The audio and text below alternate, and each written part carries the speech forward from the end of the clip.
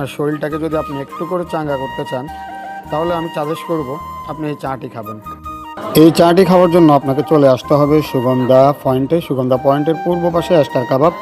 Star কাবাবের পূর্ব পাশেই দেখতে পাবেন এই যে সৌন্দর্য সাজানো এই চায়ের দোকানটি। এখানে আপনি এই চাটি পাবেন। হ্যালো এভরিওয়ান, কেমন আছেন সবাই? আশা করি অনেকটাই ভালো আছেন। আর আমার হাতে দেখতে পাচ্ছেন একটি চায়ের কাপ। আমি কি চা খাচ্ছি সেটা আপনাদেরকে একটু করে দেখাতে হচ্ছে। ধরে দেখান তো কি চা খাচ্ছি আমি। এটা হচ্ছে রং চা। আর এই রং চা আপনি এই শীতের সকালে সকাল বিকাল একটা করে যদি খান, আপনার শরীরের অনেক উপকার হবে।